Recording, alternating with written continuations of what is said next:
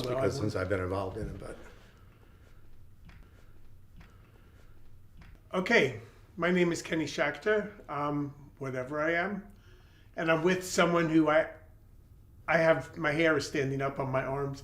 I'm just so grateful just to be sitting here with you at this time because I'm a big fan, and I especially relate to so many aspects of your life and your career. The fact that you began as an artist, have a PhD in art history. It's funny because after doing extensive research, a lot of reading recently, I found out, like I would say, like your two most significant contributions to art history or to academia are from it brackets your life. When you were a student and you made this discovery about the perspectival aspect of The Last Supper by Da Vinci, and most recently your latest book, which we'll get into, Impossible, the love affair between Marcel Duchamp and Maria Martins and the artwork it inspired, which are two absolute investigatory revelations. I may be wrong, correct me, because that's certainly... You mean the work on Leonardo and this Both. one? Yeah, I suppose, yeah. They're two kind of paradigms in relationship to what was known in the past. Anyway, so you went from art making to academia, you taught, and you've written a ton of books, more than a dozen, and you had a gallery, which is rather incongruous. I like to think that I did everything the art world has to offer. You did. And as far as I'm concerned, because I teach, I write, and I make art, as far as I'm concerned, I don't differentiate between any of the things that I preoccupy myself with. And the art world is so intent on compartmentalization and pigeonholing people. Yeah. But I don't want to talk about that. I want to talk about you. So... Well, that could be about me, because I do compartmentalize those things. Like, for example, as a collector, there are certain things I absolutely will never part with. I can't. And I'll die still owning them.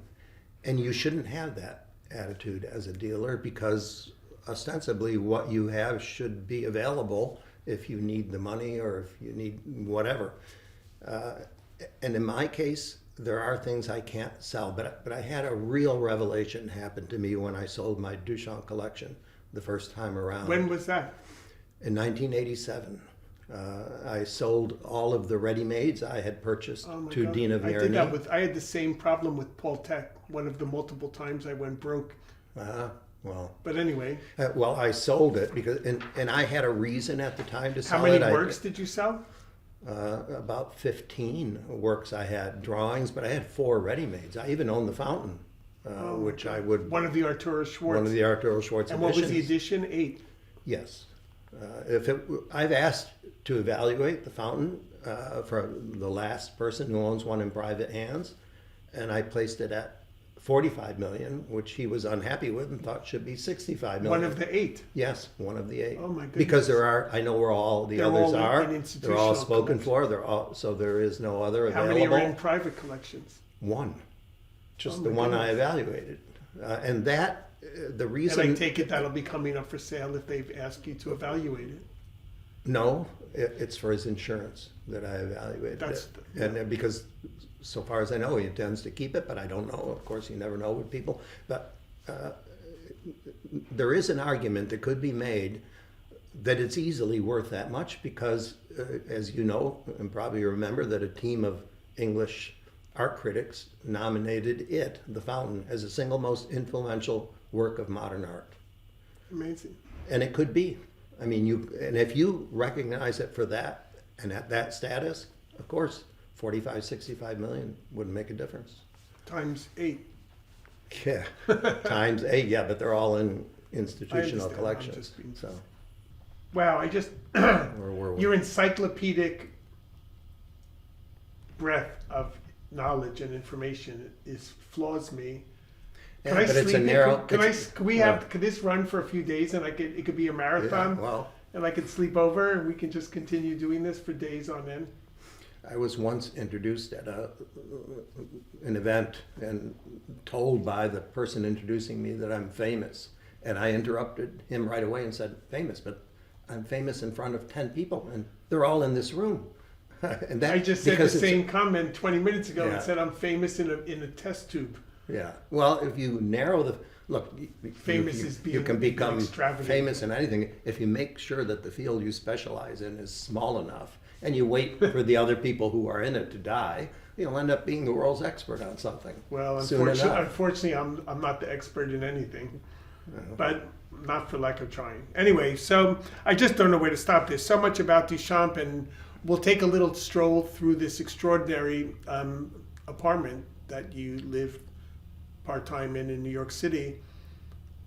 But Duchamp always spoke about, I was just inspired reading some of your writing, when Duchamp talked, he pays a lot of lip service to like the choice of the mind as being sufficient. In fact, not just sufficient, but the only primary reason, the only method by which an artist should make art, which is conceptually.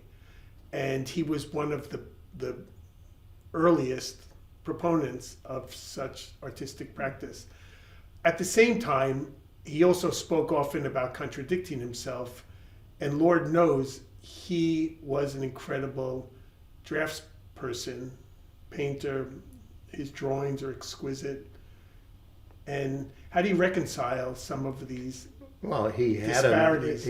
he was born into a family of artists. He realized at a very early age that he had some aptitude, skill, and he tried to follow in the footsteps of his brothers. They were 10 years older than he was. He goes to Paris. Everything probably wouldn't have happened the way it did with him were it not for one single event that occurred in his life, and that was the rejection of the nude descending a staircase when presented at the Salon des Indépendants in 1912. Shortly after he made it, he brings it in, and we don't know exactly when this happened, but it seems that Glaise and Metzinger, who were the spokesmen for Cubism, went to Duchamp's brothers, to Raymond Duchamp-Villon and Jacques Villon, and said, look, could you ask your brother to get this painting out of the exhibition?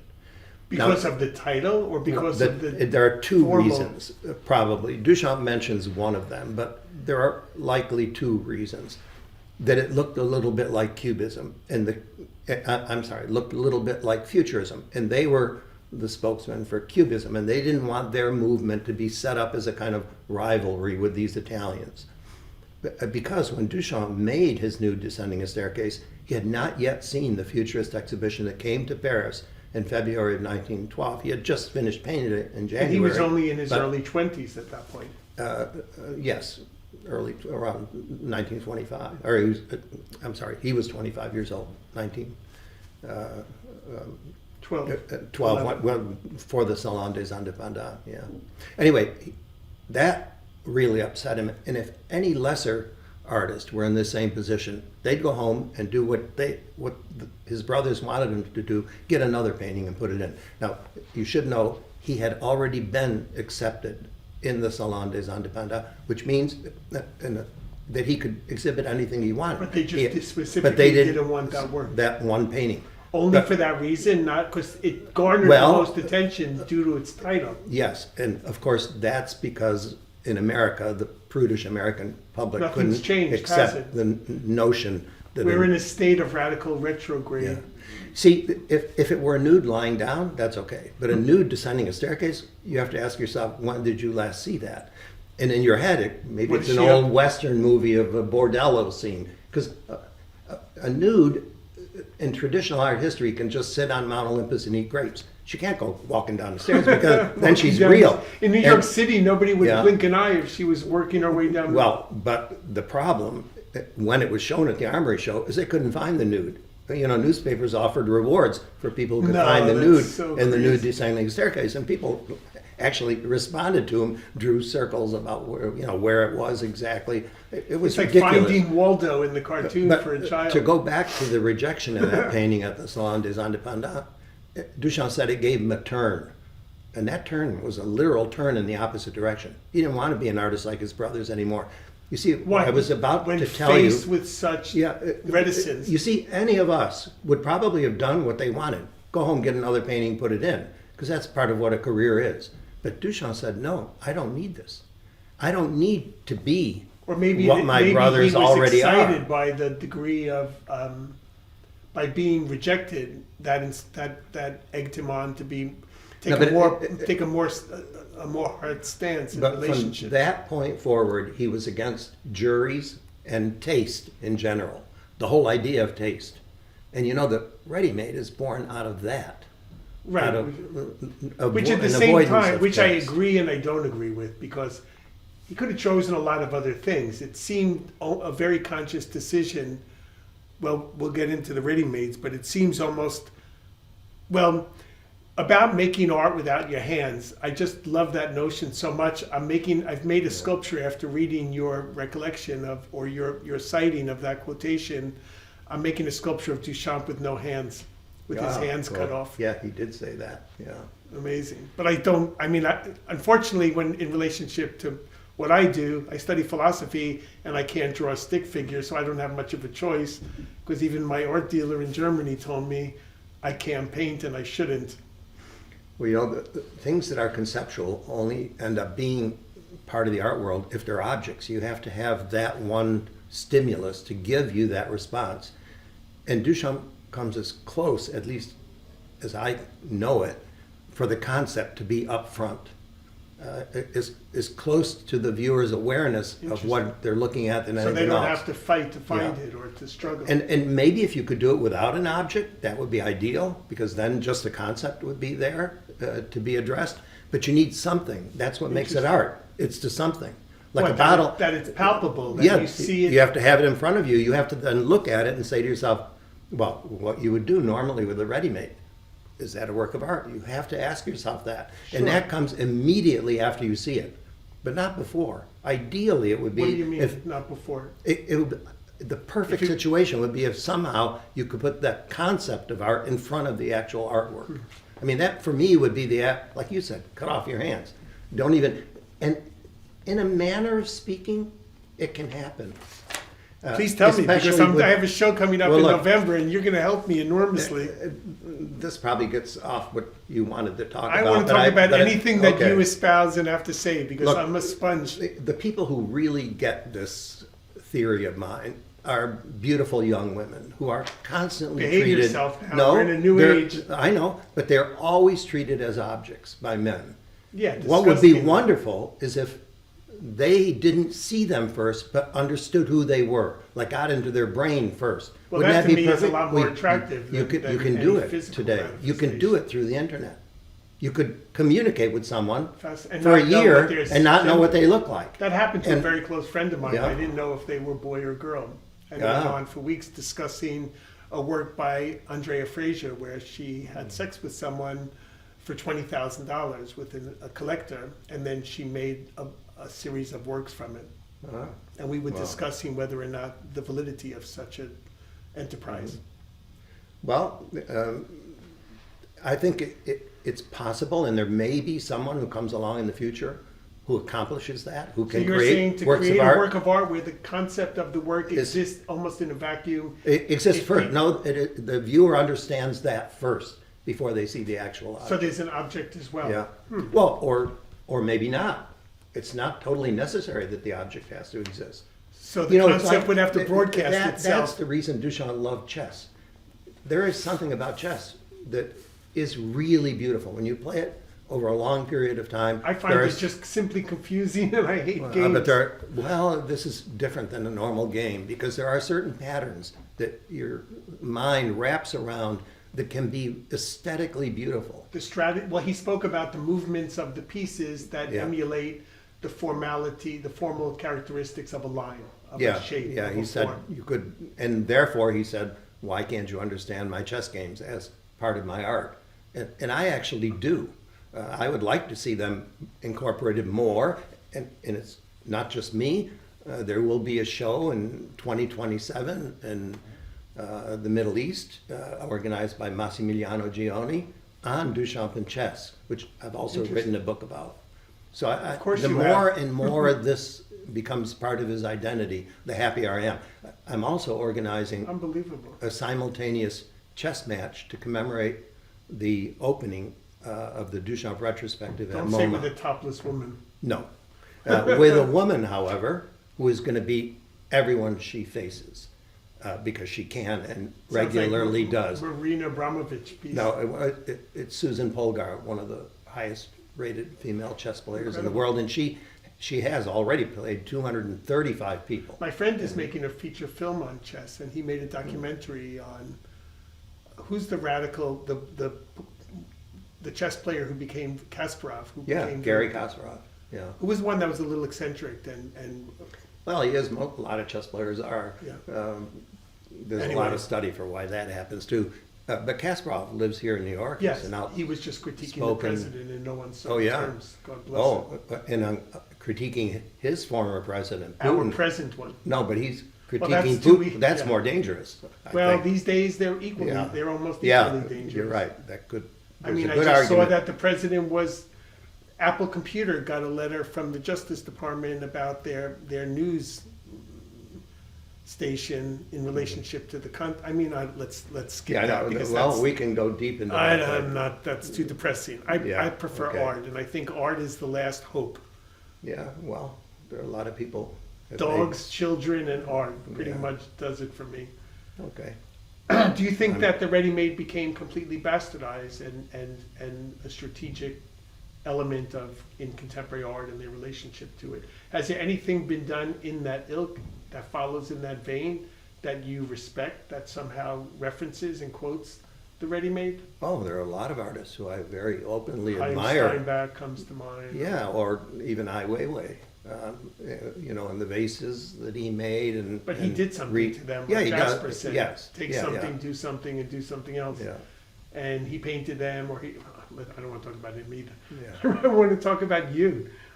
But I mean, I came up with this theory that post ready-made, we have the had it made. So we're artists without any facility to make, including me, fabricates. So it's almost like an offshoot of the ready-made, where artists use as a means of implementation of conceptual art or otherwise getting things made. That's kind of interesting because when you said that, I thought of Jeff Koons sending out a plan for something to a fabricator. For 17 years. And Yeah, waiting. well, because that's the concept preceding the object. For the artist at least. Because he had to come up with the idea and it let someone else make it. And he's using all of his assistants to be AI, Yeah. human AI prompt machines. Yeah, But especially- also interesting. Also, like when Duchamp, like again, so he says craft is unnecessary, yet he's the most exquisite craftsman. With his pochoir, I'm from Long Island, so you'll have to excuse Yeah. my accent. But when you in one of your books, you go in depth about this handmade process of printmaking, where the artist makes individual stencils, replicating elements in the composition, and then hand colors them Yeah. individually. But Duchamp never made any of those pochoirs. He never himself cut them. No, but brought, he painted them exquisitely. No, No, well, he only colored them. he would take a light colored reproduction of his work and paint over the surface of the photograph, or create a lithograph in a very light coloration so that he could paint over that. He would give that to a pochoir colorist. In Paris, there were these people who created stencils. The word pochoir means stencil in French. So they cut stencils to give different colors to a black and white object, basically. And the people who were professionals at this were people who did catalogs for flowers, because you had to see what color the flower would be. So you bring those black and white photographs and they hand color them. But the reason you need a pochoir is you have to do maybe 2,000 of them. So you take that template and you do just a red color and you just put a piece of paper under it and keep going until you get them all. Then you do the next color, say it's green, and it shows the open area where the green goes, and you just rub the green right over the surface, and that allows you to make multiple versions of a working color. And Duchamp used those very pochoir colorists to make his Nude Descending a Staircase, The Bride, and many other works that are in the Boîte à Valise. When in one of his quotes was that museums will go on collecting, but they may store the art on tape. I think that's They may see a unbelievable. show in Tokyo simply by pushing a button. I mean, he foresaw Yeah, the internet and Yeah. social media practically.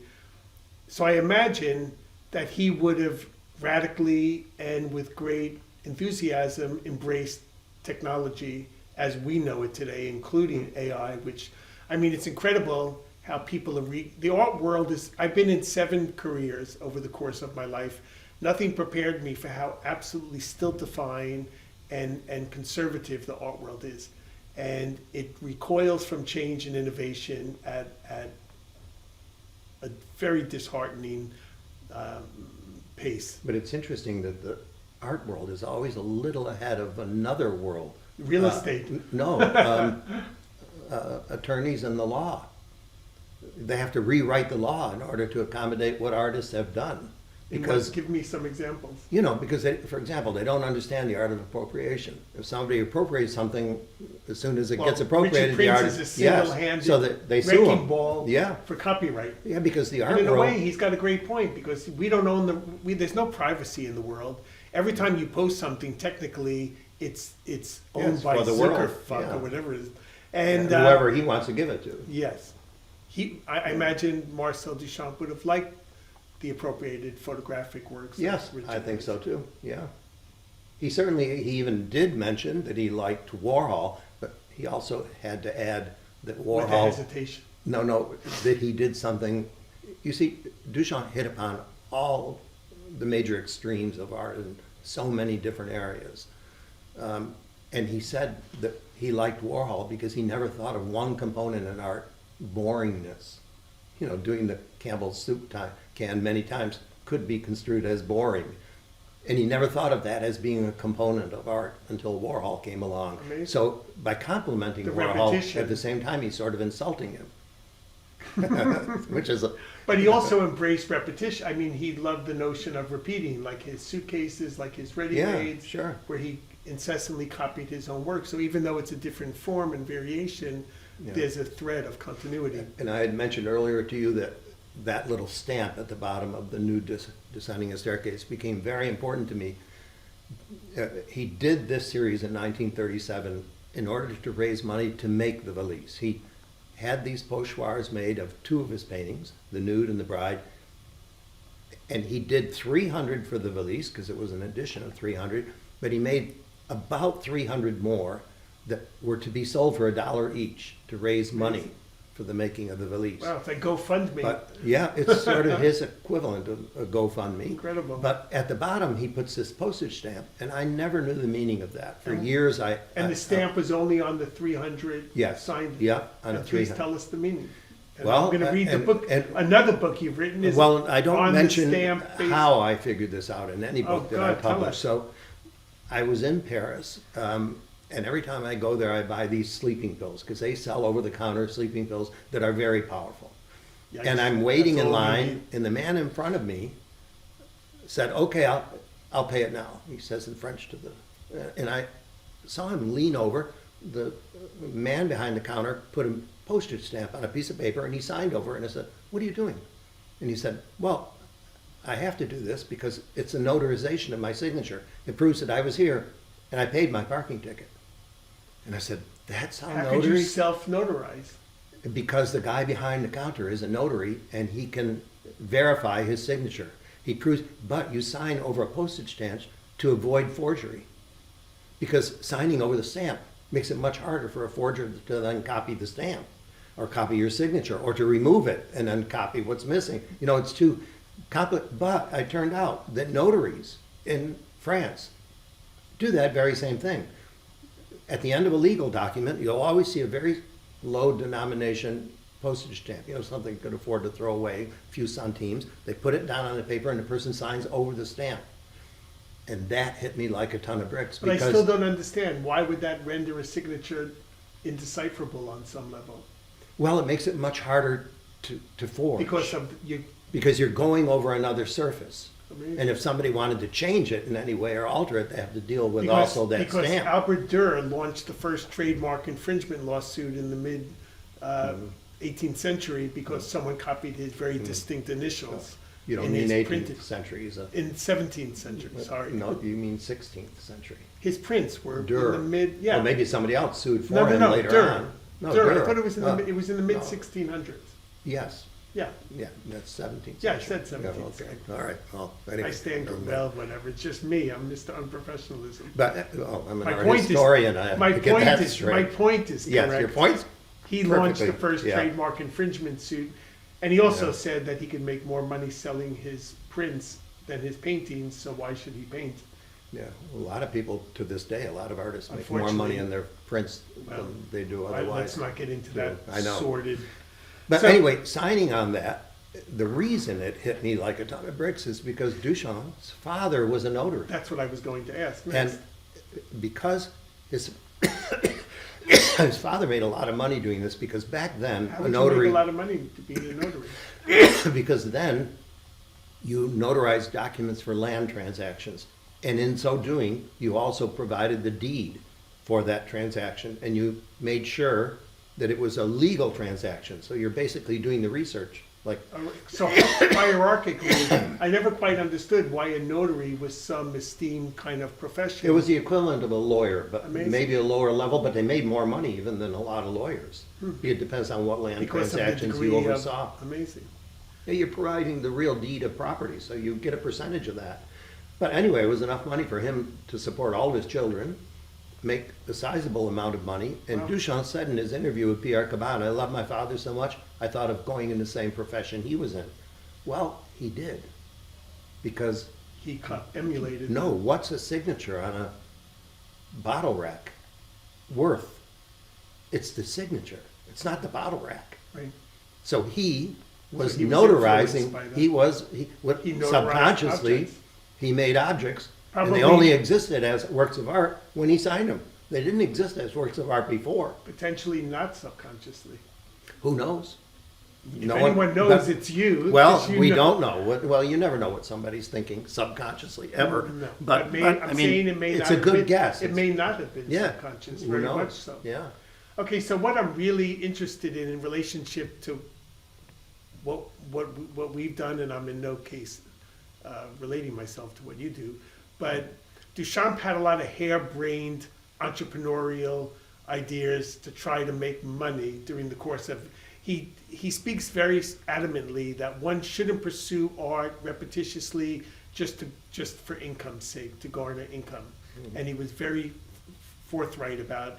Otherwise, you're a factory worker, you're not an artist, and how boring it would be to just constantly repeat yourself, which basically the art world, success affirms success. And when an artist sells a body of work, the dealers, typically in a commercial context, only want more of the same.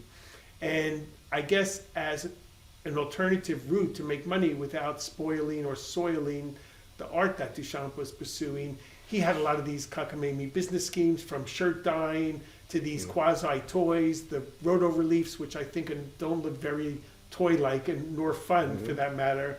He was also an art advisor, and didn't he famously cut a foot off of a Pollock painting that he was hanging in the foyer of? I'm not sure there's any real evidence of that. Because How did it become an would- urban myth? Because it's been That was told from so Peggy many Guggenheim. times. Yeah, and maybe she even mentions it in her autobiography. Someone must have, Yeah, because I it think couldn't she have did. been conjured He, out of thin he air. presumably said, with a painting like that, you won't miss. Because it was too big to fit in her, Yes, where she too wanted long. to place it. I think it was height-wise, and he said you can cut 5 inches off the bottom, won't hurt a painting like that. But if it's a Jackson Pollock, it's maybe true. It depends on which one. She owned a Don't- lot of Pollocks. Thankfully, Jackson is not around to hear Yeah. such a sacrilegious. And then Duchamp bought a bunch of Brancusi sculptures in partnership with someone, Yeah. and they sold them piecemeal. They bought them at auction Yeah, from the they estate. bought them from the Quinn estate, yeah. Because putting them out on the market would have destroyed Brancusi, I his imagine market the for market whatever. wasn't terribly much at that point. No, so that would have been a horrible embarrassment, so they bought them privately. And Brancusi Yeah. was a friend of his. Yeah, a friend of Duchamp's, so he used those sculptures like currency. Even when he needed money, he'd go to Rocher, who was his half partner, and have him buy out maybe a half share, and they tried to market them properly. There were 2 big exhibitions in New York at the Brummer Gallery. That they staged, And- they curated with their inventory. Yeah, yeah. And it worked to a degree, but you know, what you said earlier about Duchamp's idea of repeating himself, he always kept saying that these were ideas as they pertain to me. He didn't want his work to be contaminated by the market. I don't think he cared if somebody else did, but what he In what didn't sense like, do you mean if somebody else did? if other people sold their work through galleries, he was friends with gallerists all over. He helped them place and sell works.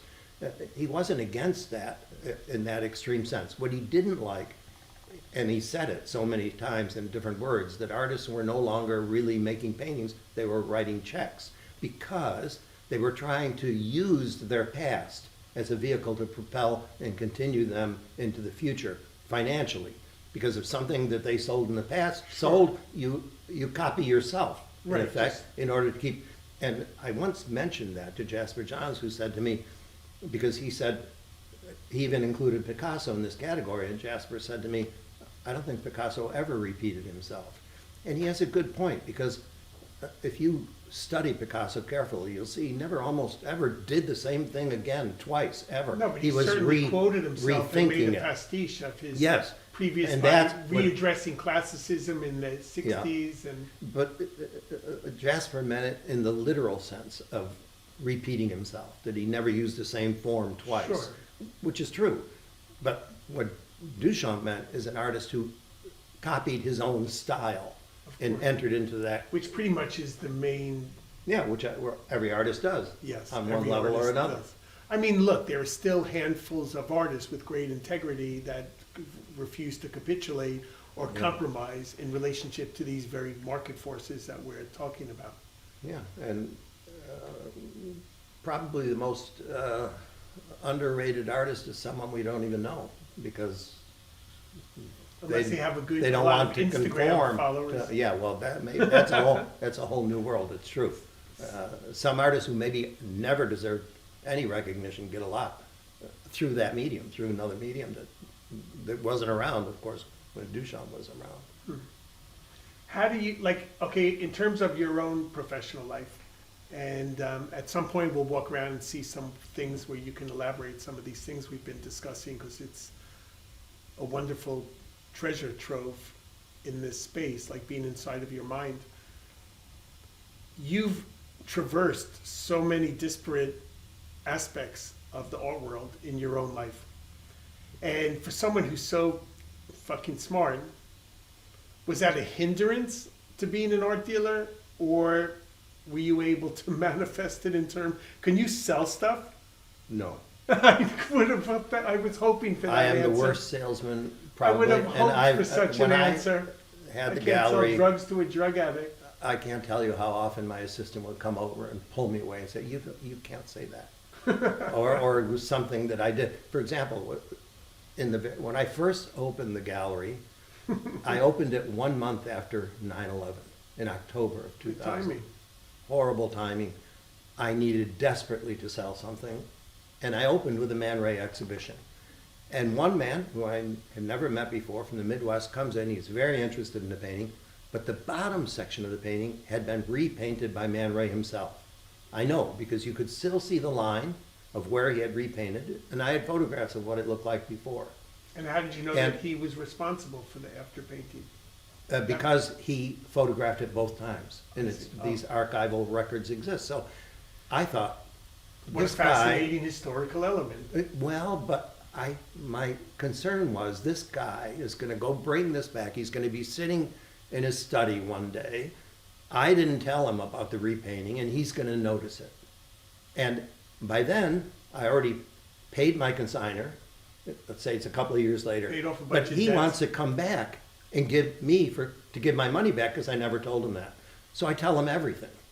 And I told him this. And when I did, he said, okay, I'm passing on it. And I needed so desperately to sell something, but I knew that I had to tell the truth, because, I'm not any more truthful than anyone else. I'm just, I think you're fairly forthright. I'm just afraid I read of, your memoir, and it Well- was pretty forthright.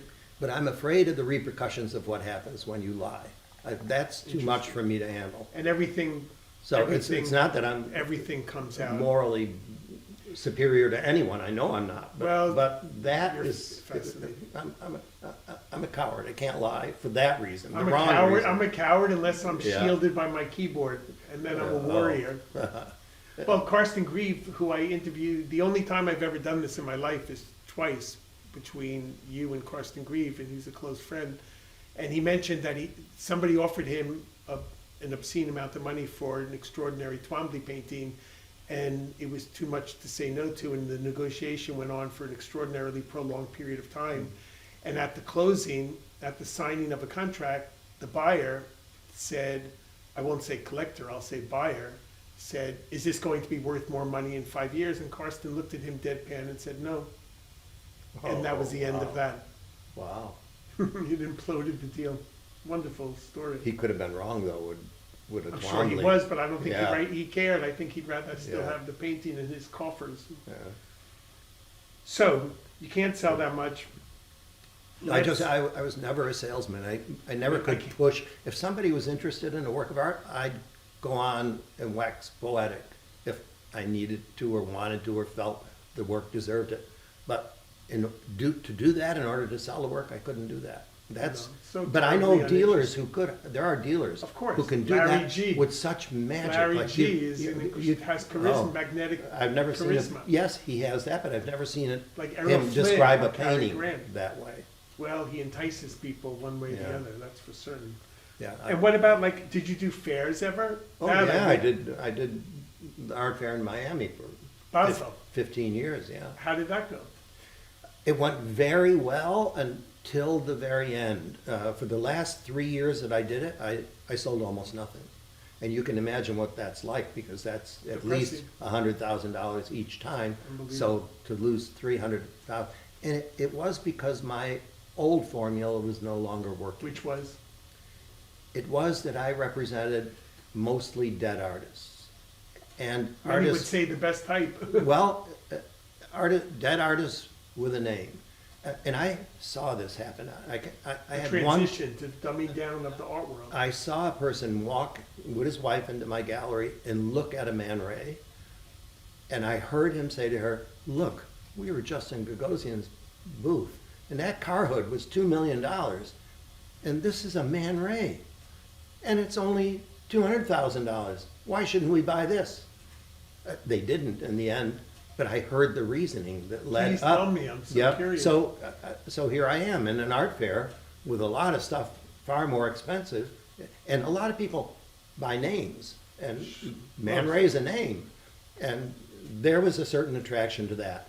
And it worked for, I'd say, 12 of the 15 years, but the last 3 it didn't, because people really came to that fair to just buy cutting-edge contemporary art, and these dead guys were, and maybe there is... More it's like brand famous contemporary branded Yeah. artists. I'm I don't know thinking about that... cutting edge in any given Basel iteration. Yeah, I never thought this could happen to me, but it's part of that brown furniture syndrome. You've heard that? What's that?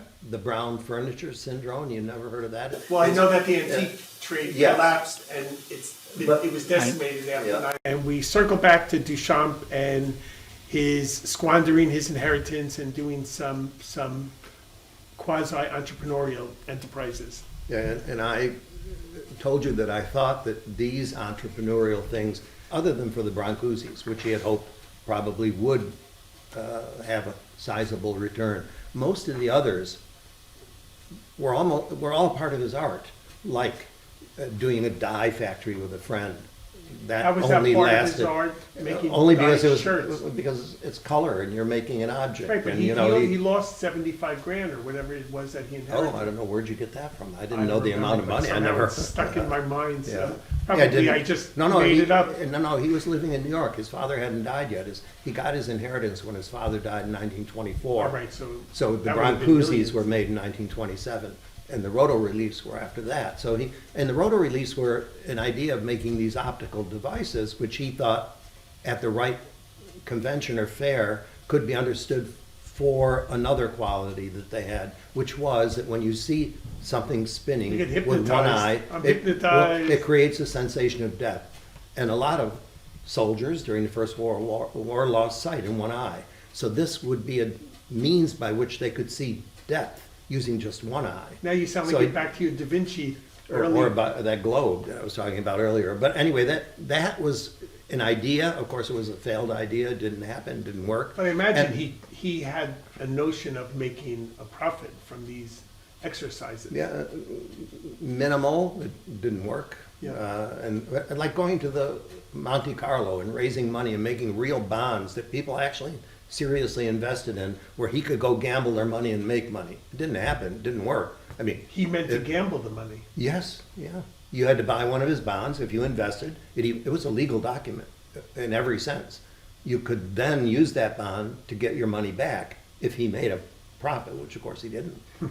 But anyway, but what I was getting to in the beginning is if there was any real genius in Duchamp, it was if there was. Certainly you believe there was. If you believe there was, and I do, Certainly. I think at the basis of it was this realization that he didn't need to have the things that everybody thinks they need to have to be happy. He came to that realization, he said, Why don't very you early on. Explain that concept, because it's fucking really significant in this world Yeah. of obscene consumption we live Yeah. in. He didn't want a car. He said he didn't want a family and a marriage, but you Yeah. disproved that in your Yeah. most recent book, Yes. which we'll get into. Okay.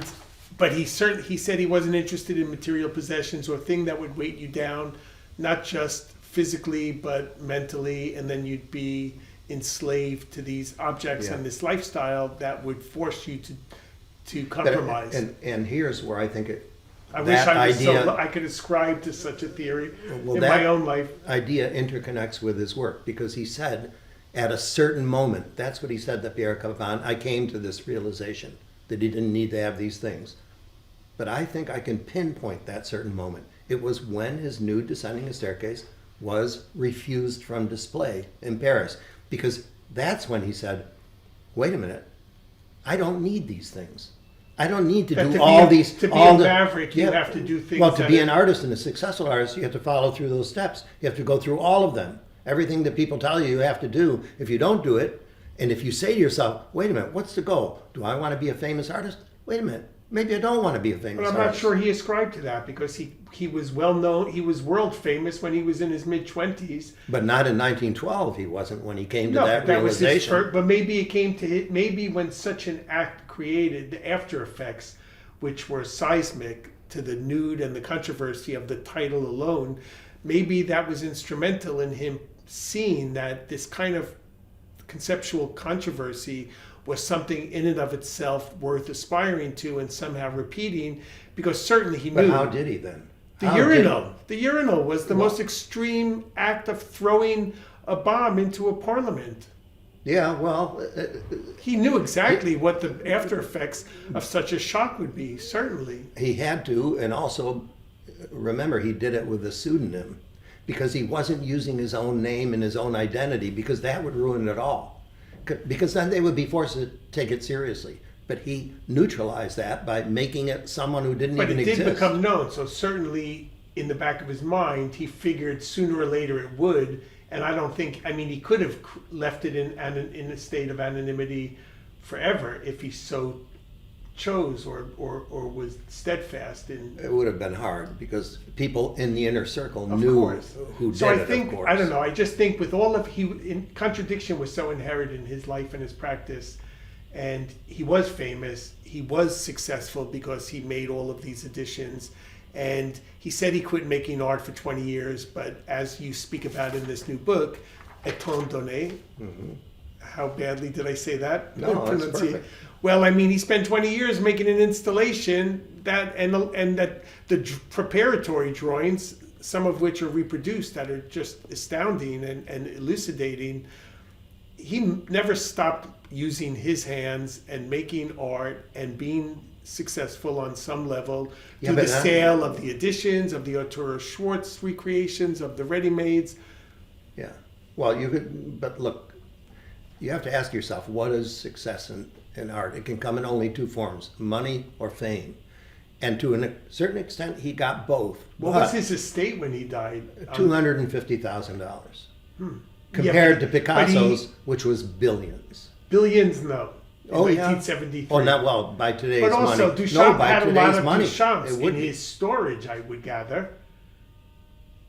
He had a lot of his own work, didn't he? No, hardly any. Really? Yeah. It was. I mean, Did he collect the work? Did he collect the Arturo work? Schwartz kept all the editions, Of and, course and he he did. also made those editions at the very end of his life.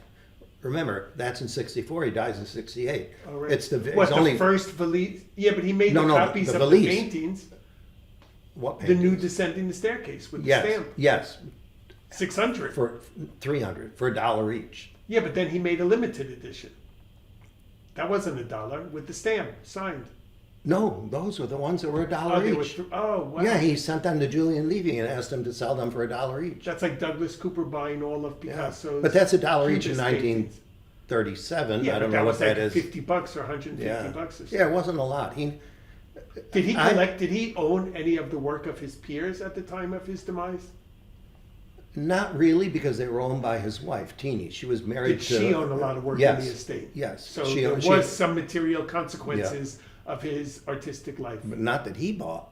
She bought works of his.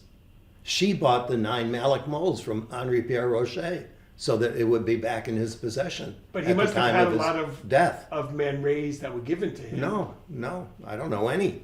I mean, literally none. I'm doing a book now on the relationship of the friendship of Duchamp and Man Ray. I don't know a single work that Man Ray owned. Well, he That mailed Duchamp him of Man Ray's. I don't know one. I don't know a single one. I mean, he obviously gave him photographs because he took photographs of many of his work and he ended up with them, but they had no real value. I mean, Duchamp was not a person who liked to possess things. You know, the perfect I wish I example had is that problem. yeah, well, we all should have it too. But you know, when someone wrote him a letter, his way of answering was to rip it up. He'd answer it, then rip it up and throw it. Didn't matter how famous the person. Unbelievable. Andre Breton must have written him 30 letters. But Why? the minute, because Breton he was overseeing some of the Why did Surrealist Duchamp do exhibition. that? Because it was an easy way of categorizing things. He didn't want all that clutter in his life. So it means if he doesn't have the letter lying on his desk, it means he answered it. And the only way to get rid of that letter is to throw it away. Unbelievable. He never saved anything. The only way. I'm the hoarder's hoarder. But the great thing about that is everybody knew he was famous, so they kept his letters. Of course. So we have his words going out, but we don't have the words unless the person kept a retained carbon. We don't know what that person was saying back. But a lot of people did, like Catherine Dreyer and Walter Arnsberg were professionals, and they kept retained carbons of works of their letters to Duchamp, so we know what they were saying. I just read a book of Paul Tech's letters to Peter Hujar, and there were no reciprocating Hujar copies of his replies. Oh, well, then why? They should have saved his. He didn't have them, and he died. He would have been. I mean, he gave. So his, he gave away. his entire estate to Stephen Koch, I think is the pronunciation. He wrote a book on Starry Night on Warhol's films. He was a professor at Columbia, and Peter Hujar gave him his whole entire body of work outright, not in any foundation, just to prevent it from being destroyed by his family because he died of AIDS in 1988, like Paul Tech did. Interesting. Okay, soon we'll just take a walk around because I could just talk to you for perpetuity. I just love it so much. Oh yeah, this was really interesting, and I wrote this down, thankfully. Also, this is I made this quote, and it just came to mind speaking to you. I always say, I don't get to speak about art that much, about the content of art, because I'm in the art world, and most people, if you're trying to convey something in a commercial context, they don't want to hear about the art. Like with that story I recounted of Karsten Grieve, people want to know about how it fits in the relationship to the peers, where the show's coming up, any museum shows on the horizon. It used to be, is there any critical response, but that no longer has the teeth it used to have. And so speaking to you is just absolutely so refreshing because we're talking about being a salesperson. Obviously, neither of us are. And just to speak to you in the depth of your encyclopedic and wonderful knowledge just gives me hope and inspiration. It just makes me feel good. I wanted to call these series of interviews like Hope Soap because you just make me feel good and it's so uplifting. And there are various studies that living with art is like having a Labrador retriever in an old age home. It just reduces anxiety and blood pressure and simply makes people feel better about living and life. But anyway, you mentioned brown furniture. And that's what they call antiques. And the market has been literally stone cold dead since 9/11, from what I heard from a friend who was dealing in antiques. And that's like saying what they call refrigerators and freezers, these white, what do you call these appliances that are like white boxes. Well, And brown furniture is something that's gone extinct in terms of the capacity to resell something. And in a sense, academic art, not academic art, that's, let me dead rephrase that. arts. No, not even. Any art that exists in the realm of thought or is not aesthetically or brand name recognized has gone the way of brown furniture. People are only interested in, I can't even mention the names in the sitting here in your apartment because it just makes my skin curdle, my blood curdle, and my skin crawl. So I'm not going to mention the obvious names of people that are just the conceptual, the commercial exploits are in and of itself the only thing that they're pursuing.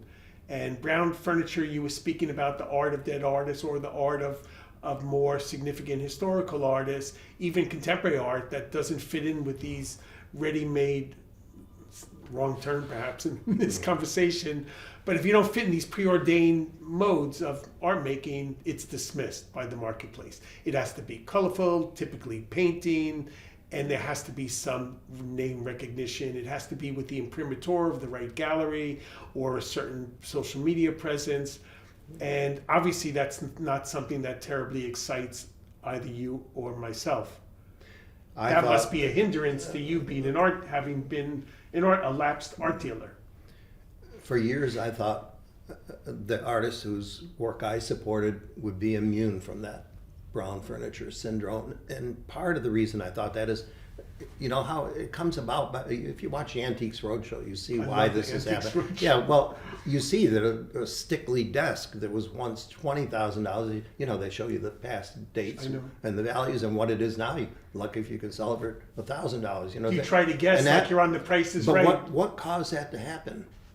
It's, I think, young people who inherit their parents' estate and they don't want to collect or be identified with the things their parents were. Most people don't, and that's a giant transfer of wealth. Yes. And why should they? Why should they? Yes, they should have their own independent sensibility. Exactly. So, that's consequently, not a thing. You should nurture new collectors if you want to.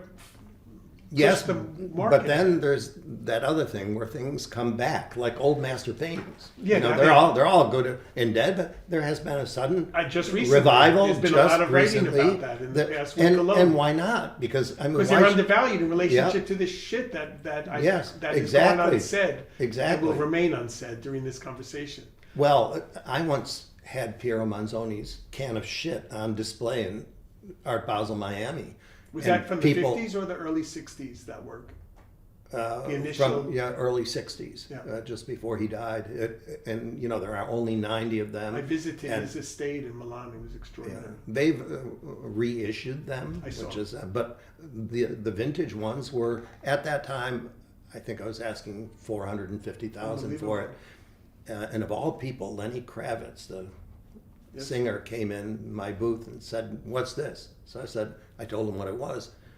And he said, "And is there shit in it?" Well, no one has ever tried to open it to find out one way or another. And he says, "Well, how much is it?" And I told him $450,000.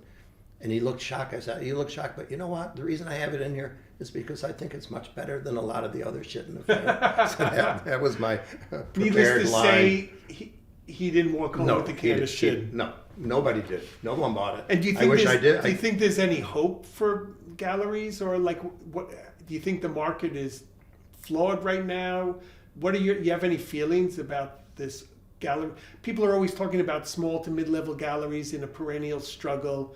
Of course, they've been struggling since I read the autobiography of Bertha Weil in the turn of the 20th century, and she had the exact mirror, which is a great book, pop right in your eye. And she wrote in 1905 and published it in 1933.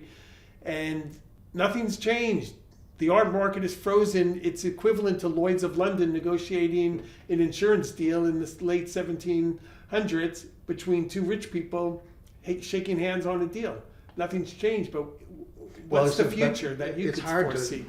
It's too hard to see if nothing has changed, really, because you don't really know everything. You know what you hear about, what is sold at public auction, but you don't really know what's going on privately. And that's going on. It's part of the art market that really keeps functioning. no matter what's Certainly happening it does. publicly. Like, for example, whenever a work of Duchamp's comes up at auction, it goes for notoriously low amounts. You know, when Arturo Still. Schwartz tried to sell his entire collection of ready-mades, only 1 or 2 sold. Yeah, All the but that rest went wasn't unsold. recently. I think they're No, going for and- quite and- significant amounts of money now, no? No, Oh, good. not what they should be worth. Not Which at all. You just reminded me of another topic of discussion. Oh, well, and what's the reason for that?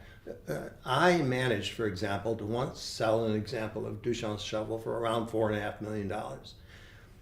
I thought it was worth every penny of that because I know exactly where the others are, how rare it is, and how important I feel it is. However, another one came up. The last one that Joseph Kasuth owned came up just 2 years ago at Christie's, or maybe a year ago. And What it a sold for wonderful trophy. half that. It sold for $2 million, and I was shocked. But there's a reason for that. If you think it through, what happens is, here it is at public auction. Like, imagine being in a room. That's what happened in the Arturo Schwartz sale at Phillips around year 2001, I think it is, or maybe 2000. Nobody wanted to raise their hands because they felt like idiots raising their hands to buy a It's shovel certainly not for now. millions of dollars. Certainly, there's an Well, Attendee Museum of Modern well, Art show. There's a Deborah Solomon book. well, yes. You have 12 more books coming out. Yes, all of that maybe does on one. I'm not sure that affects the market. All those books and all the writings Well, about it. not But anymore here's- like it here's used to. The difference between what happened at auction and my ability to sell that is I spent days talking to the prospective collector, making him understand why that shovel that you could buy for $18 in a hardware store now is worth $4.5 million. Something has to come with that. But at auction, there's no time for that. People aren't thinking about it. And also, they don't want to think. No, Like they they don't. said, they That's want the what you key. want. That's the key. They want something with But then their wall friends have power it. that's pretty. Not that even every- one, it just has to be readily identifiable as Yeah. something that Yeah. they and their friends either have Look, I also or knew relate. people who owned the urinal privately. It was a very wealthy collectors on Fifth Avenue, who I'll leave unnamed. They have one now. No, they don't have it. They wanted to sell it. This was about now 25 years ago. They wanted to sell it because the wife was embarrassed when people came in and saw, because it took too much explanation to explain to people who knew nothing about the art world what a urinal is doing in the middle of their apartment. Now, I have a similar story. When I bought the urinal, I put it on display under a vitrine in my apartment. I owned it for about a year before I sold it. And one day I had, What did you sell it for? it was ridiculous. I paid $20,000 and sold it for $35,000. Big What deal. year? In That what year? 1987 Wow. when I sold. I mean, it was. Now, of course, I wish I had it because I'd be a wealthy Coulda, woulda, person. But of course, everybody you're, is. you're extraordinarily wealthy in many intangible and tangible ways. In my More estimation. of them are intangible, but yeah, It doesn't matter. Look, I'm happily married on that level alone. I'm not it's talking enough. about your personal relationship. Well, that's the intangible. No, the intangible is your deep, extraordinary intelligence and experience and thoughtfulness, of which I'm wildly grateful to be sitting beside you. It might be overrated, but okay. I don't think so. But anyway, well, the idea What that I was was the trying story? to. What happened is I had that urinal on display in my apartment, and one day a man was. I had a television delivered to my apartment. I lived on a 6th floor walk up. It was in the heat of the summer. He comes up. Exhausted. He's sweating bullets. He puts down the TV. the TV right next to the urinal, and then he looks at the urinal, and I thought, okay, I've got to explain to this guy. I said, and I thought, here I am telling all these people who already know a lot about the art world. I imagine he had Yeah. a better impression or No, but wait till what you experience. hear what he I said. bet he liked it more than most jaded. He was an African American. He's sweating. He turns to me and he goes, as I'm trying to explain what it is, he said, "Look, man, you don't have to explain that to me. You live in New York. You can piss anywhere you want." It's exact. And then I realized, what an idiot. Here I am. I need to explain to him what a urinal is. He doesn't care. He never will. It was okay. I let it go.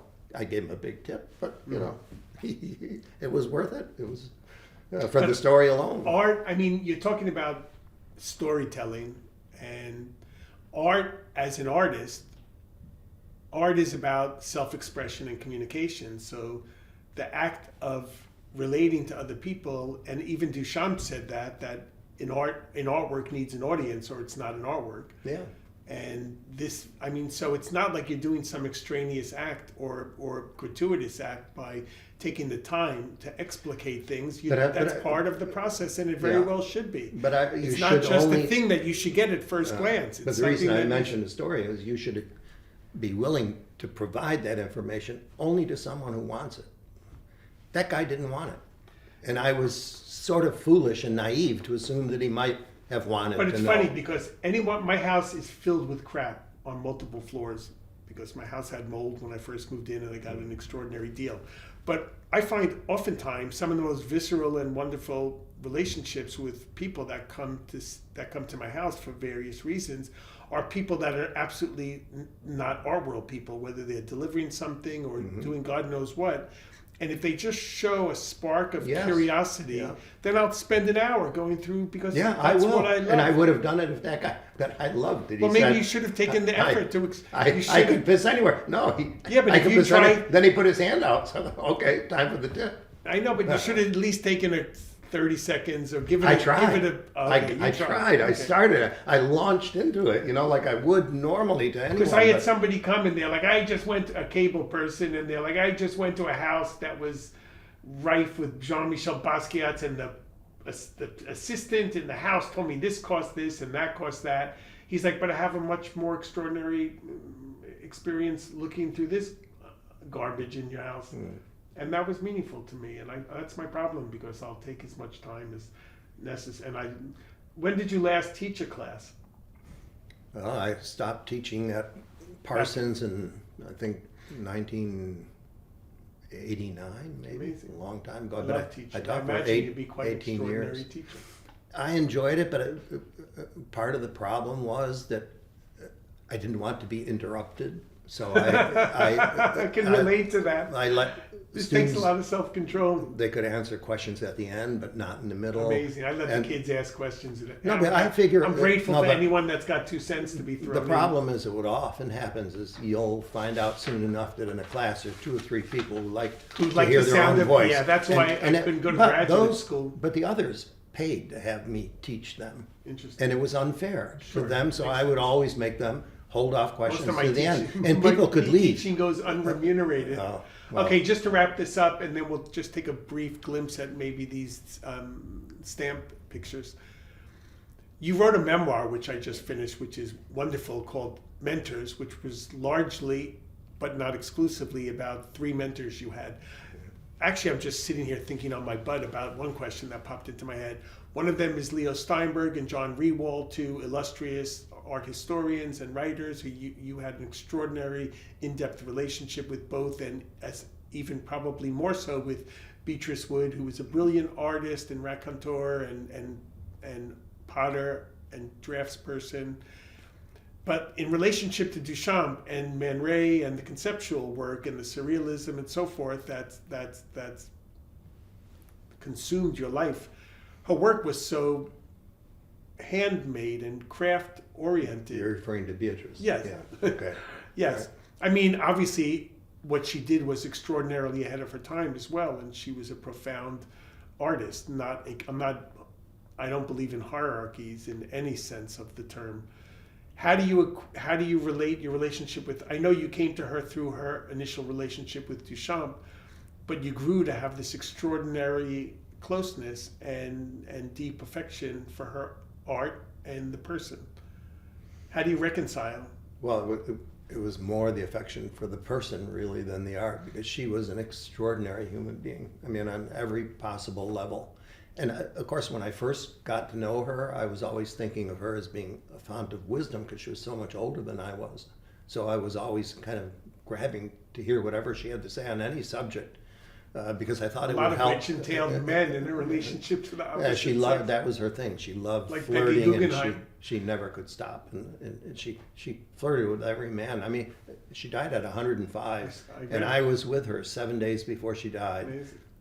And she was with James Cameron, the director of Titanic, and Gloria Stewart, who played the older woman in Titanic, and they were there just to meet her. Gloria Unbelievable. Stewart had never met her, and James Cameron was coming back because she is loosely disguised as the female, the woman who lost the jewelry, the woman who threw it over the deck in Titanic. I'm movie illiterate. I watch documentaries and read, Well, except for early classic movies.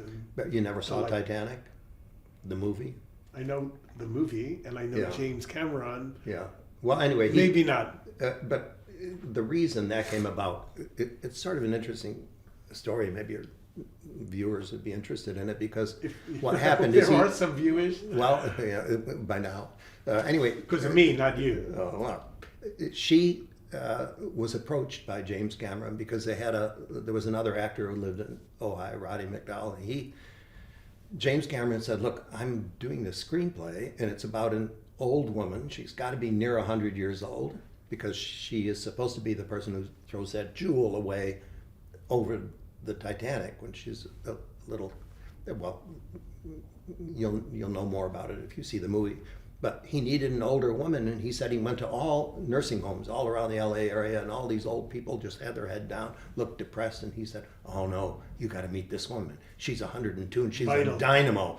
And he went up to meet her, and he flipped out. He said he ran back down, rented a camera, went back up and shot her, and asked if she could be in the movie, because she started her career as an actress. Oh, amazing. But she Did he ever refused. air that footage? Was it ever used in any documentary context? No, and I thought that he used it at the beginning, because Titanic opens, the opening scene is a woman at a wheel and it's spinning. Oh my God. But then I went back and watched the movie, and it backs up and it's Gloria Stewart. So it's not Beatrice's So maybe hand. some of the dialogue was utilized. Well, no, there's a lot of Beatrice in that movie, Amazing. actually. I'll And have to watch he it. said after he met her that he thought about the idea of making the role of the woman the man, because the man in it is an artist and he draws her naked, but it didn't make sense. It had to be the woman who would take her clothes off and be drawn. But anyway, he read her autobiography, and her autobiography is basically this young woman who's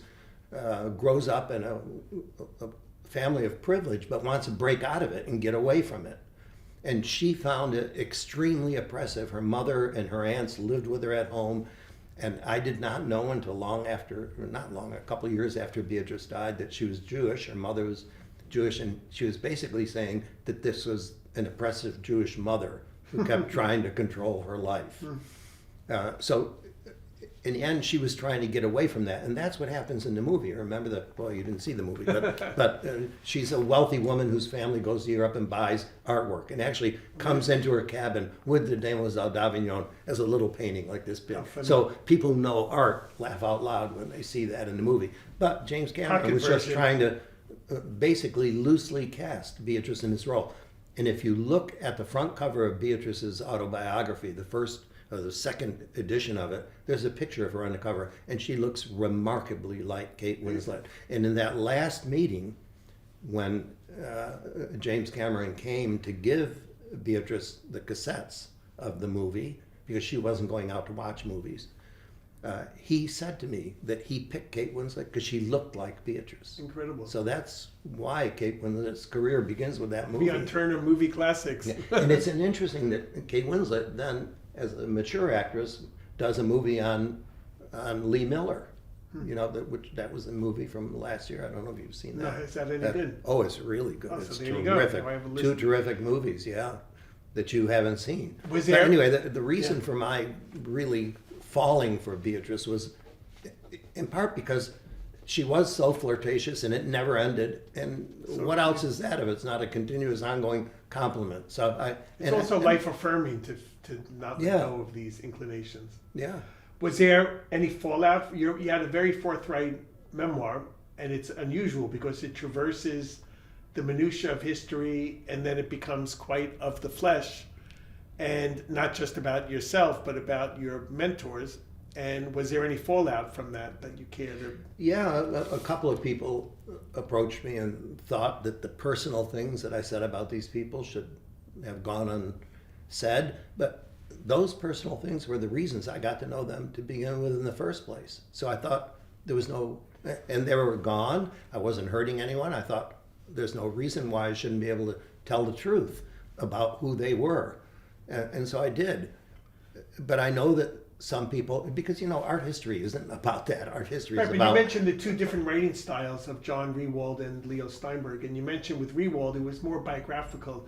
Yeah. There's a great book, Born Under Saturn, where it talks about the psychological profiles of all these medieval and Renaissance artists. And I'm not interested in a formal dissecting of a given work of art, but I think the context upon which it was made and the personal biographical story about the formidable experiences of an artist and how that impacted their life and their art, I think is equally as interesting as the very works they're making. But I never limit a work of art to any aspect of it. I mean, I'm interested in the form, the content, who did it, everything that goes and into the it. story, the biographical story Yeah. of how that artist came to be making in that studio. And there, for example, in John Rewald's writing, he refers to paintings, but never talks about what they are. And did he what talk they mean. about these? I didn't read the famous Impressionist book. The history of Impressionism and the history of Post-Impressionism. Right. Does he talk about these personal? He talks about anecdotes the of the people, artist? the artists, but So he doesn't really. They're the first two books that I'm going to jump into. But he doesn't talk about the artwork itself, which is per amazing se. because you can look at the artwork and make Yeah. your own associations. But Leo Steinberg is about nothing else except talking about the artwork And he intently, talked about, to an extreme degree. I mean, he wants to know not only why it was made, but why the forms within it tell you that story. Sure. And that was, he seemed, to spend a lifetime studying almost primarily one painting, The Last Supper. Oh no, he did a lot more. That was Yes, just but one. that was a real deep. Yeah, deep dive. Yeah, he's probably spent 20 years looking at. He always had a reproduction of it next to his desk, and would always constantly ask himself questions about the picture. And that really is what his classes were like. It was fascinating. He's the best lecturer I've ever heard ever anywhere, because he would start a lecture by asking a question, a kind of provocative question about the picture you're looking at. But like any great lawyer, he already knows the answer, and he takes you through it. Amazing. But he takes you through the thinking process that got him to the conclusion he will get to And he at the end incorporated of the your lecture. theory of these Just formal elements. yeah. That's fascinating. And then your brother was a very renowned old master dealer, and your twin brother. Mm-hmm. He doesn't figure terribly much in the book. And No, how was your relationship with him? And I had to ask that well, because I have an inquiring mind, and I just wanted to It's interesting finish. that you said that, because this book on Maria Martins I dedicated to my wife, and the next book that I'm doing on the friendship with Man Ray and Duchamp I'm dedicating to my brother, because I consider him my lifelong friend. And Man Ray and Duchamp were lifelong friends. So my brother won't get mentioned within the book, but it will be, and I get along with him very well. I mean, we talk all the time, and we go to dinner often, and it's great because he's not the mirror of me in terms of DNA. Disparate separation. He sort of is me on that level. On many levels. I can't get away from that. And there are a lot of things that we share in common, but there are a lot of differences too. So I fight with him. I'm like John Rewald now. No, not at all. And your galleries were in the same building. I'm not much of a fighter at all. I don't like it. I like drama.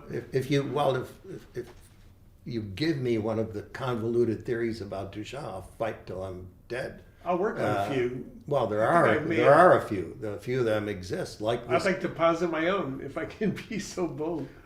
Give me time. All right, come up with one. If I disagree, I'll disagree voraciously. And I have. There's this new theory that Duchamp never made the urinal, that it was Baroness Elsa Freitag, and it is so absolutely ridiculous. But it has legs because people see it as a white artist stealing something from a woman, and an artist who's already a man, yes. A woman, yeah. More specific. So it won't go away. There are too many hardcore feminists who go blind and don't even want to hear the facts.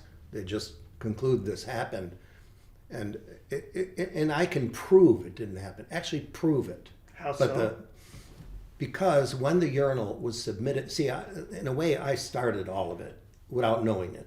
I found the letters that Marcel Duchamp wrote to his sister Suzanne, And I published them in the Archives of American Art. And in one letter, right after the urinal incident happened, he writes to his sister and says, "A friend of mine, un de mes amis." And it says, one of my friends, but it's A-M-I-E-S, ami. It's an feminine gender. So he's saying, one of my female friends, envoyé, sent the urinal into the Independence. Now, Which means that he proposed it and she sent it. yes, but we know who that person is who sent it and brought it in. wasn't her. And it was not the Baron, because if you look at Stieglitz's photograph very carefully and you look at the label, you can see it says still on it, West 88th Street. Well, Louise Norton, who later marries Edgard Varese, Louise Norton Varese, she lived on West 88th Street. And it's likely that Duchamp was having an affair with her at the time. And Duchamp wanted to protect his identity as a maker of this, so of course he had to have somebody else bring the urinal, physically come down and bring it in, and she did, and she filled out the form, probably right on the spot when she was there. Amazing. So so there's proof, but that people are totally blind. They don't want to hear that proof. No, it's an a priori taking a because position and then they said Duchamp, until he came out with his release, didn't take credit for it. And of course, that's in the 30s when he's doing it. And also, I talked about Laurie Hoven died in 1927. So they're saying, oh, she died. Now he comes up and says, and the man who came up with this theory, a man named Glenn Thompson, he actually pursued museums and tried to get them to change their labels. So the label would say that it wasn't by Marcel Duchamp. he would have authorship somehow in Yeah, this. and I once referred to him as a would-be Duchamp scholar or something to that effect, so he won't communicate with me anymore. Of course not. But Well, anyway, thank you so very much. And I hope whoever ventures to watch this and listen is as enthralled and grateful as I have been. And then before I just get out of your hair, we can take a quick look at a few pieces that we've spoken about prior to sitting down, and then we can wrap this up. Okay, all right. Well, So when you I go, can- you can go Dude, with this painting. the maker of this painting, the firstborn of a pair of identical twin brothers. Oh, goodness. John, George's twin brother, died of measles and rheumatic fever when the twins were 5 years old. That hit me hard because I'm an identical twin. I also had rheumatic fever as a child. I ended up with a heart condition, but probably not related to that. And when you were in your 30s. no, just now, recently. Oh, goodness. You look very sprightly. Well, it's kind of benign. I'm sure I'll be fine. But here's the thing about it.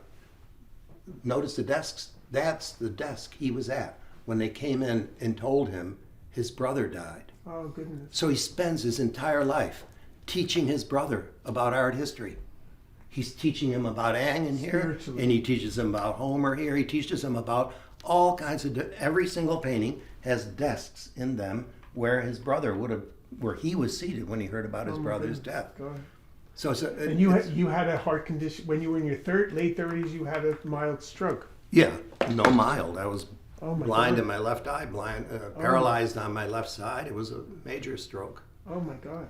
caused by a heart defect that ends up being Congenital heart. congenital, but 25% of the walking population has the same heart defect. Unbelievable. And only recently have they been able to really diagnose it. It's caused by a hole in the upper division of the walls of your heart, tiny holes. I happen to have two of them. But what ended up being a shock to me is that this book, my Impossible book, has a hole in it that you view a heart. Oh my God. But I didn't know that when You're this was joking. designed. Unbelievable. The hole in my heart was diagnosed after, which is a shock. After? Yeah, after. This happened for You also believe an in interesting. psychics and Well, astrology. it's the kind of thing that puts hair up on It your arms defies because your academic training. I wanted this reproduced on the cover. It's the heart that Duchamp drew from Maria Martins, and Who you contend was the basis for Eton Donné. yeah, well, it's hard. It's hard to avoid. No, not contend is the wrong word. She was. I mean, was. indisputably. And he kept that, and they had a long-term affair, and it Yes. was never. Not so long, 7 years. And it was unrequited in a certain way, or they unrequited it to the degree that he would have liked it to have continued and to. Yes, he would have liked it to continue, but she was married and she Happily, had 2 is- teenage children. Well, she was married to the To the ambassador. ambassador. So and when you come from I'm Brazil, almost that's a finished with this high wonderful level book. to be. This is a at. great book, which you Yeah. must read. Well, anyway, I wanted to reproduce this heart, but I wanted all the lettering removed around it. Oh, wow. And I asked the estate, and they said no, they didn't want any works by Duchamp to be cropped. So I call up my publisher and tell him, they don't want to crop it. And he said, well, why not? Let's just reproduce the whole thing. And he said whole. Whole. He meant That sounds WHOLE. like a Duchamp And I play on heard word. whole. And that's how this cover was born. So you proposed it after you Yeah. misheard the word. I miss exactly. Incredible. And what kind of hole? It's a hole like the one you view Hole in through your to arm. see the état donné. Oh, incredible. I know. Just believe me, these things happen Fortuitous. always by accident. But Do you they're- believe in? No, I don't believe in anything. Same. I believe in art and dogs. Yeah. Sometimes That's- my kids, when they're being nice to me. Yeah, I can do. Walter Pack was the man who organized the Armory Show. He was an artist too, and he remained a kind of. He was also a writer. He wrote like 5 or 6 books, and he went off into Mexico in the summer, and he helped bring Latin American art, including Frida Kahlo, to New York and to America. So We he was also a, neglected to discuss the amazing Surrealism and Dada show you curated at the Whitney Museum in '96. not surrealism. It was just Dada, New York Dada. I stand corrected. Yeah. Anyway, but I wanted to single this out because it's a portrait from 1914 by Walter Pack showing George off in a Fauve style. That was his style of painting, with an empty frame in front of him, a canvas with a stretcher because it needs a frame. And the frame would have been made by that guy because that's George Off's portrait of Walter Pack in a Fauve style from the same year, 1914. So these 2 pictures were meant to hang together on the wall. And when I found out about the existence of the one on the left, I had to pay as much as I could possibly do Which in order seems to to be reunite recurring these. syndrome. Yeah, with you. well, it is. When it comes to- yeah, but I often don't have money, and I can't make that possible. So, and then Same- sometimes I have do. the same I know. problem. Yeah, well, I more often don't than do, unfortunately. yeah, well, Well, we could look at these. Yeah. Should we just? Okay. Because I know he's got to run. And all right. So nice and wonderful. We could do another episode of touring through Europe. Oh, it's going to be Walls. hard. Well, where you want to go in there? Yeah. Okay. Well, what do you think? Yeah, it's Can okay. we do one Sure. last? Well, it's very dark in here, but I can open the blinds. Can help a bit. More light? Or it's yeah. It's okay. Oh, it's okay. Oh, it is? But anyway, I should do this. It looks out to nothing, but anyway, that's... All right, anyway, that's the Armory Show poster of 1913. I love this. Most of my career seems to always go back to the Armory Show. It's what happened there that pivotal inspired... point. Yeah, because, New York Dada, as I know it to exist, probably never would have happened, certainly in the form that it did, were it not for the Armory Show. And it was because, instigated by Puck. yes, he organized. He was the European liaison who picked the works, brought them to New York, and actually helped with the installation of the show. Who funded He's it? a lot of different people funded it. And, Private? Yeah, and it was the Association of American Painters. And they were a big association, and they put money to be part of that association, and it was enough, apparently, to pay. And, this was envisioned from the beginning to be a profit, because they sold these works. And in fact, they sold enough to actually make a profit, which is unheard of. And it was a big risk, because remember, this is And a they were gigantic they were show. known artists. Well, Primarily. known to a select cross-section. group of people in As New is York. always the case in the art world. Like they knew Cezanne. The Cezanne in the exhibition sold. That alone, But most of those artists, a lot of them are now today you don't know them. But of course, everybody knew who Ang was and Delacroix and Degas. They wanted to start with a kind of historical section and then show how modern art came out of it. That was the idea. And the idea, of course, the main idea was to put contemporary European art right next to American art. So you can see that the Americans were holding their own. But Or of coming course, into the fore. yes, but of course they didn't. All the attention was focused entirely on the Europeans. To the extent that Matisse was burned in effigy, or they say he was. They took apparently a painting of his and pretended to copy or something and burn it on the front steps of the Art Institute of Chicago. Yeah, And people Duchamp were up in is arms. noticeably missing from this. Yes, poster. his brother is there, though. Jacques Villon, I think, is there. Is he not, or is it Raymond Duchamp Villon that's there? I don't even see. Oh yeah, there's Duchamp Villon right there. Yeah, but Jacques Villon's not there either. Nor is Marcel. Yeah. Anyway, of course, the sensation of the show was a new Descending the Staircase for all the reasons we talked about earlier. And what year did this signed, stamped, notarized? 1937. And You can see the date on it. It's there on the stamp. amazing.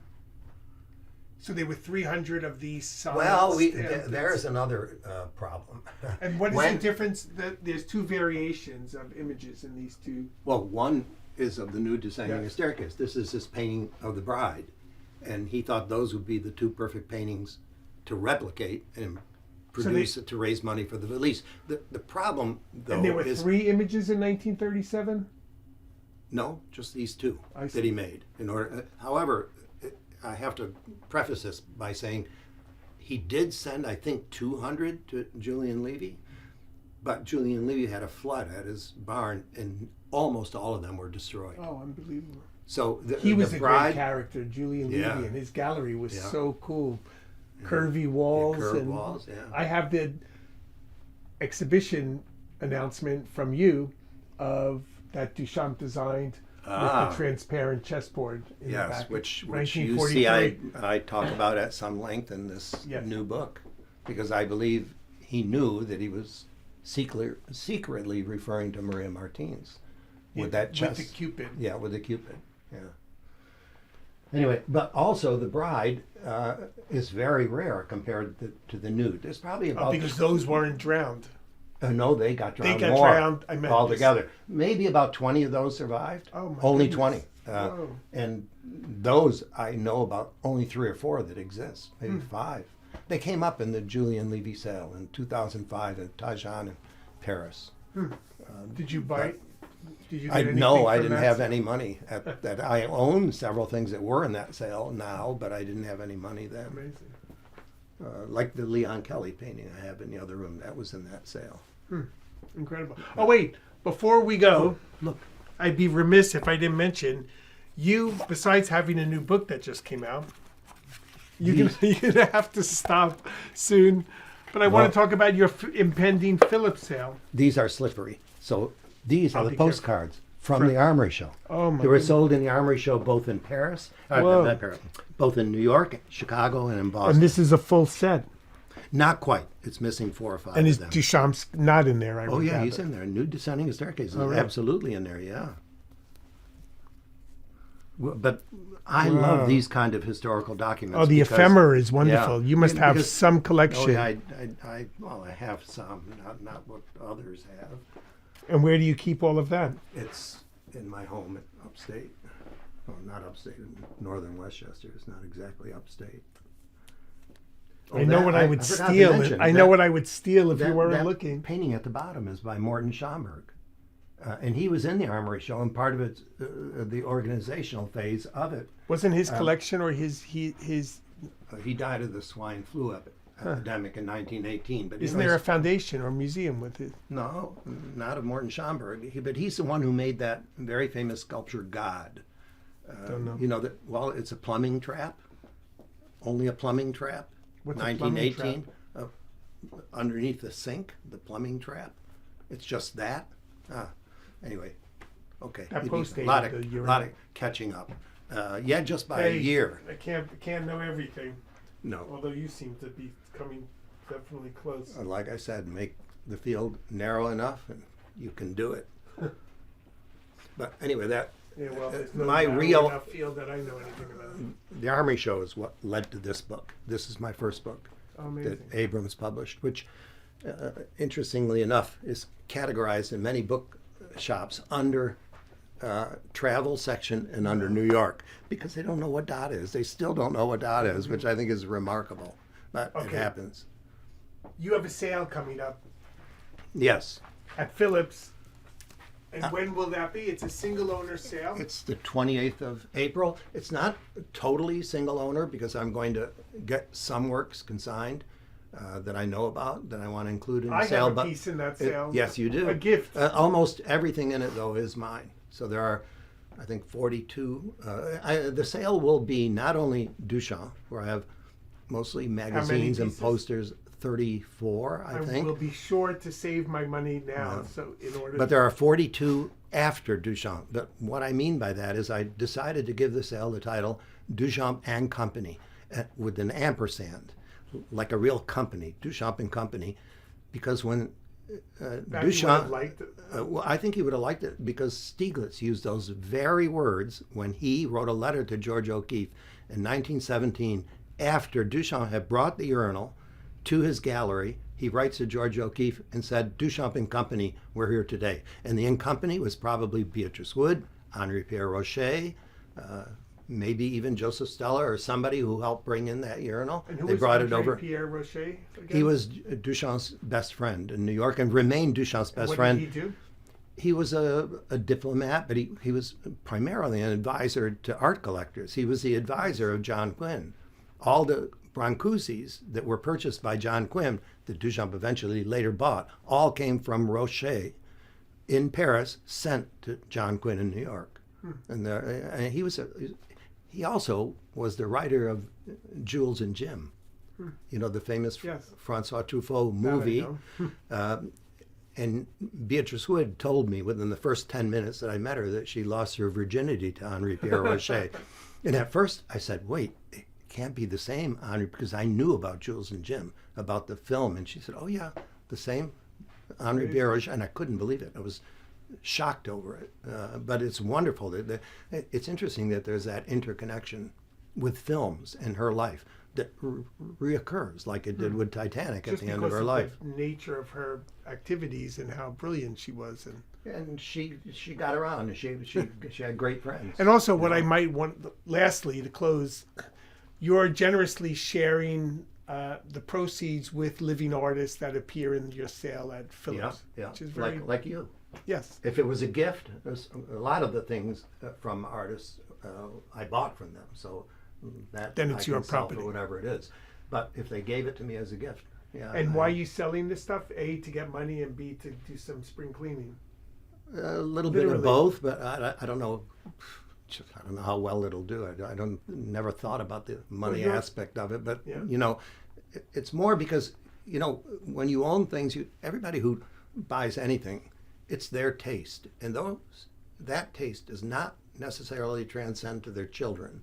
So, 100% so my children aren't going to know what to do with this. Are any Moreover, of your children in they- art? Or art? No, not at all, and they wouldn't know or be able to distinguish between one thing and the next. So I feel like That's I'm. why I want to give away my archives from my curatorial practice a lot, because my kids, two of them are artists, but it's more of a burden than anything they should be responsible for maintaining. I should show. It's a camera opportunity. I'm going to show you something I did on my 70th birthday. You got a tattoo? Yeah, You did not. not just any tattoo. Are you still film? You got a That tattoo. tattoo. What the fuck? You? I need to. Oh, we need to get a picture. Oh my God, you're nuts. Well, I may have met my match. In well, more respects than that is. but I have. Wait, I have to get but my. what I loved about it, well, a couple Wait, of things. You tell him. Wait for Okay. me. Anyway, have you ever seen such a tattoo? No. No, what is that? It's Marcel Duchamp's bottle rack. It's a work of art he made in 1914, a ready-made. You are a 'cause right freak. Yeah. Well, I had to do it. I once exposed this at an opening in Mexico. Can you just wait? Hold on once. Can you just take a picture of you? 50 people took a picture of me, like the whole table it's- lit up opposite me when I did this. Got it. You can take it. Take a few because I'm ugly. Not too close. Oh my God, you're a madman. Anyway, when that was being put on, What did your wife say? well, she was with me and she got a tattoo too. And she's Of? my age, of a dog. And she went to school with you. Yeah. But she got a dog on the inside of her arm because she wanted to be able to look down and look at it, Oh, which I like. And it was an Australian Shepherd, which not is your what one we of your have. dogs. Oh yeah. One of our dogs. They have Did she notoriously. maintain her art history practice or? Yeah, she still writes, and Amazing. she's still active writing. I mean, like I am, I can't stop. No, You know, I'm jealous. I once said to people that Duchamp was my hero, but I said, he's also like a drug. And He gave and you know, something to do. Yeah, but Duchamp said that art is a habit-forming drug. 100%. So I tell everyone, I'm a hardcore addict. for me, Duchamp is heroin, but I never spell it heroin. I spell it with an E at the end. That's so He is my heroine to be like Amazing. Rose Well, La Vie. I mean, it imbues my life with meaning, and it sounds, from the likes of it, certainly yours as well. Yeah, I It's couldn't one of have the lived great- without it. No, same. Anyway, Wow. Absolutely incredible. Multiple hair-raising moments. yeah. Thank you I knew very, the end would very, be very, very, something very. you- Well, I that was saved good. it for the end. Go out with a bang. There's another that will be in my sale. It's by Pablo Acharan, who I don't disclose in the catalog is the son of Mata. Oh, how cool. But he's an artist. He lives in Rome, and I bought this from him. It's exactly the size and shape of Duchamp's urinal, but he's covered it with all these kind of almost Aztec-looking like creatures, snakes biting their own tails and things like that. He's a interesting artist, I think. Your library Anyway. must be astounding. Yeah, not this one, but No, the one obviously. up there. Yeah. Well, there's another thing. What do I do I'm with so no? surprised. What do you do? What do you? I can't leave that to my children. No, what you do have they to do? give it to an institution. To Yeah, Getty or some but board. but here's what happened. Ars Libri, who was a bestseller of libraries, they still are actually in Boston. They came and evaluated my library. I would say around 1996 or 7, and they evaluated it at 450,000. That was 1997. They come back in 2005, but now something has happened. The internet's come along, so rare books are no longer the value they had. But my library is now 1/3 bigger. And they dropped the evaluation to 100,000. The Antique Roadshow. The Antique Roadshow. I stupidly put that on my insurance policy. I was paying a higher premium until I realized, oh, stupid! I took it off my policy completely. I canceled my art policy because I thought anyone who wants to steal the junk that I have, Yeah. I want to go into business with them. Yeah, that's the problem. You don't have to worry ever about art being stolen. You have Not to mine, worry. not in my no, collection. it's a fire. Yours, yes. It's a fire you worry about. Cause, No, you know water. what? I find water is. Oh, more or water. insidious Yeah, well, than- water is the killer. You know, the funny thing about this one, I showed it to you earlier. Leo Steinberg, who criticized Jasper Johns and can draw, like obviously, his drawings have absolutely no value, maybe $50. But you know, Jasper Johns, the guy who couldn't draw. So extraordinary. I it's told. dedicated to you. Yeah. What is he tracing? It says tracing for Francis Nauman. Yeah, because it's on that tracing paper. Oh, right. You know, and the Beautiful. image. It looks like vellum. But it's on plastic. And this man, see the hands right there? Oh, He's my got goodness. You see he's got his head like this in his hands? Oh, right. Because he's a soldier who just in Vietnam saw his best friend killed. Oh, my God. And they flew it on a helicopter. It looks like He someone's consoling another yeah. man. Well, there's no one else there. There's just one guy. He showed me the source picture for right. this, so I know. It was from Life magazine. Oh, wow. It's beautiful. Exquisite. And I did a lot of research on the person who was in that. Of course you did. I'm so well, surprised. Well, it's what I do. It's what you do. Yeah. You should have a shovel. You should have kept a shovel because you're a digger Yeah. of information Yeah, and knowledge. Well, I love the shovel because to me, you know, I had a great experience with that shovel. I once showed it to a woman who grew up in Paris. And she said, what happened? And I said, what do you mean what happened? She says, it's all flat. What happened to it? Why does it look like it? She had never seen an American shovel. I So never at realized that- American shovels were flat. Because there's not enough snow in Paris. So what Oh. they do is they have those little shovels. They have just Yeah, a but I curve. thought all shovels had a curve. No, they're not big, flat like American shovels. So that's was I didn't important know for American. me. I try not because- to have too much of a but relationship look, with a shovel. How many Americans have ever seen a bottle rack before? How many? None of them. No, and none. not even in Italy. It doesn't transcend borders. People don't know what that thing is. So Duchamp, I've never seen a flat shovel he's supposed before. to be picking something that has aesthetic indifference, but Right. there's something There's behind always him. some- Yeah, there. I don't believe. I don't believe. couldn't get away from anything it. he said. I don't believe. Yeah. Well. In terms, especially in relationship to himself and his own activities. Wonderful. Okay. Okay, that was fantastic. Really extraordinary. Oh yes, and let me sign this stuff.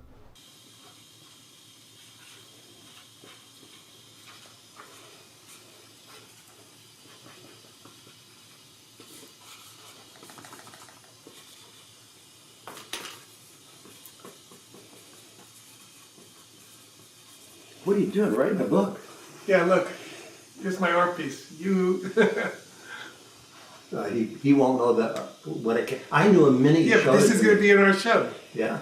Well, this is, Yeah. and then I'll say, I wrote on the back, the provenance of this work is more significant, certainly more valuable than the work itself. Oh, that's nice. Well, now, what is today's date? February 12th, right? Yes. Tomorrow's Friday the 13th. Oh, well, my brother's closing on his new houses tomorrow. Where is that? In Ridgefield, Connecticut. Oh, how nice. And does he have a great collection of old masters? Yeah, you know, it's interesting that I never actually let myself get as involved in old masters as he is. So You certainly know enough about that. yeah, but it's all by osmosis. I never read about that like I do about. Yeah, but your initial studies were so in-depth on the subject.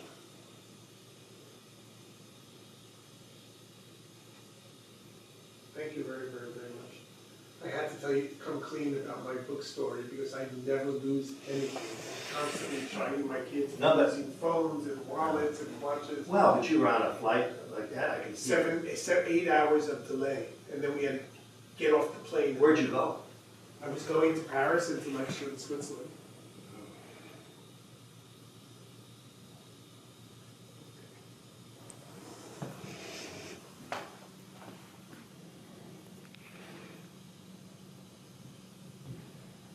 So what should I have my a keen eye on in your